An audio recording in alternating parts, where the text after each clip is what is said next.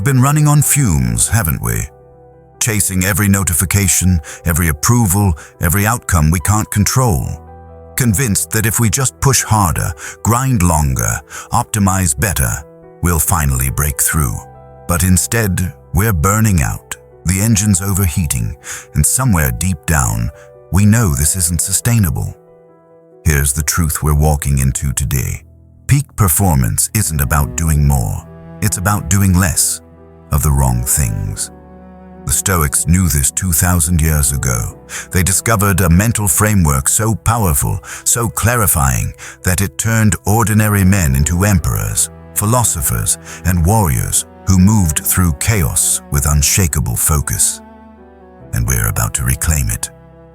By the end of this, we won't just understand this ancient hack. We'll know exactly how to apply it. We'll walk away with a tool that frees up our mental energy, sharpens our focus, and turns every setback into fuel. We're not here to learn philosophy. We're here to unlock the version of ourselves that's been buried under the weight of things we were never meant to carry. Let's begin. The weight we're carrying. Picture this. It's 6 a.m. The alarm goes off. Before our feet hit the floor, the mind is already racing. Did that email land the way we wanted? What if the project fails? What if they don't choose us? What if we're not enough? We scroll. We compare. Someone's thriving. Someone's traveling. Someone's got it all figured out. And we're still here, stuck in the same loop, wondering why we can't seem to break free. This is the modern condition. We're drowning in mental noise. Social media comparisons, economic anxieties, the pressure to perform, to prove, to be seen. And underneath it all, a quiet desperation. What if I'm doing everything and still going nowhere? Here's what hustle culture won't tell us. More effort doesn't equal more results when that effort is scattered across 1,000 things we can't control.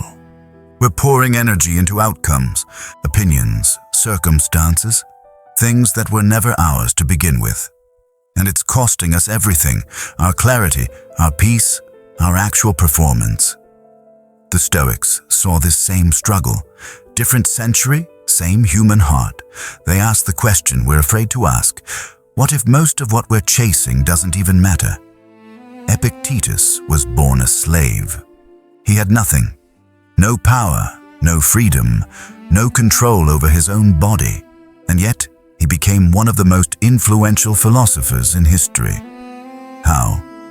He discovered a truth so simple, so radical, that it changed everything. He said, "Some things are up to us, and some things are not up to us." That's it. That's the hack. But don't mistake simplicity for weakness.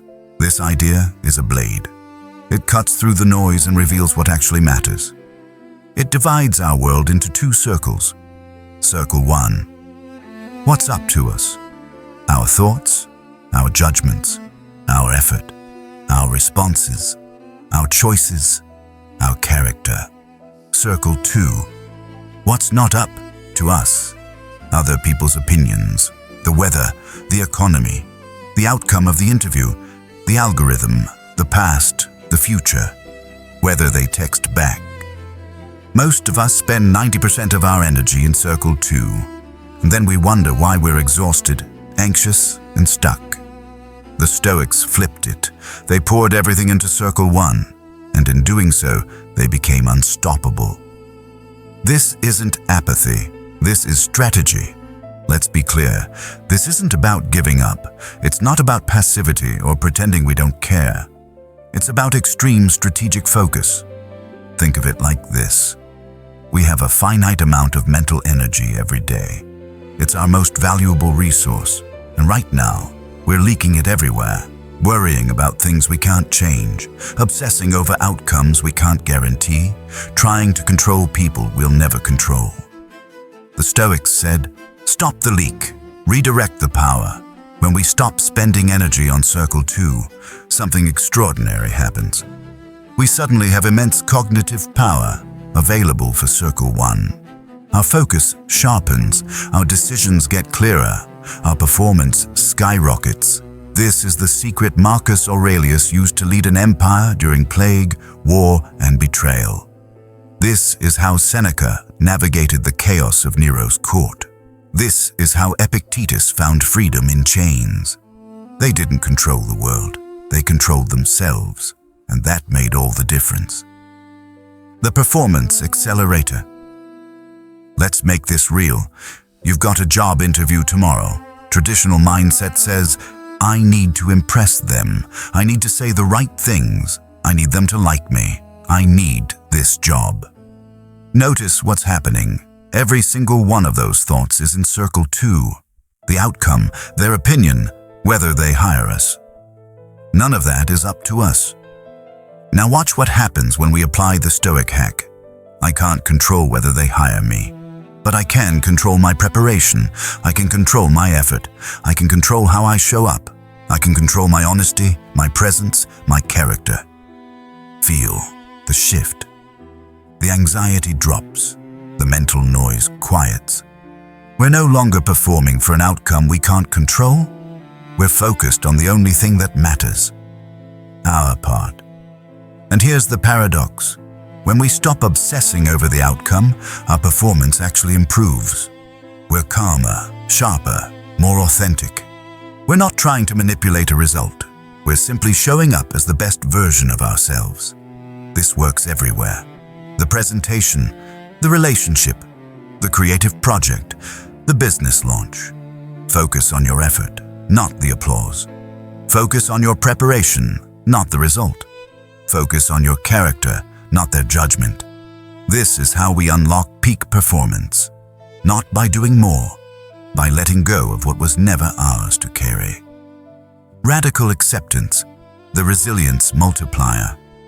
But here's where it gets even deeper. The Stoics didn't just say, accept what you can't control. They said something far more radical. Love it. They called it amor fati, love of fate. Not tolerance. Not resignation. Love. Marcus Aurelius wrote, a blazing fire makes flame and brightness out of everything that is thrown into it. What if we stopped resisting the setbacks? What if we stopped seeing obstacles as interruptions and started seeing them as the very thing that forges us? The rejection, the failure, the betrayal, the loss. These aren't roadblocks. They're the raw material of our transformation. When we accept, truly accept, what's outside our control, we stop wasting energy fighting reality. We stop spiraling into despair every time life doesn't go our way. We build mental fortitude, emotional stability, unshakable resilience. And here's the truth. The people who reach peak performance aren't the ones who never face setbacks. They're the ones who've learned to turn every setback into fuel. They don't ask, why is this happening to me? They ask, what is this teaching me? How is this making me stronger? This is the mindset that separates those who burn out from those who break through. Your path to peak. So how do we actually do this? How do we take this ancient wisdom and make it real in 2026? Here's where we start. Daily practice. The 2 circles. Every morning, before the chaos begins, take 5 minutes. Journal. Draw 2 circles. In circle 1, write down what's actually up to you today. Your effort, your attitude, your focus, your integrity. In circle 2, write down what's not, the outcome of the meeting, the client's decision, the traffic, the weather, other people's moods. Look at circle 2. Take a breath and let it go. Mindful detachment throughout the day. When anxiety creeps in, pause. Ask, is this in my control? If yes, act. If no, release. It's that simple, and it's that hard, because we've been conditioned to believe we're responsible for everything, but we're not. And accepting that is freedom. Amor fati in action. When something goes wrong, and it will, practice this phrase. This is exactly what I needed. Not because it feels good, but because it trains us to see every experience as an opportunity, to stop resisting, to start building. Co-integration. Bring this into your career. Stop obsessing over promotions you can't control. Focus on the quality of your work. Bring this into your relationships.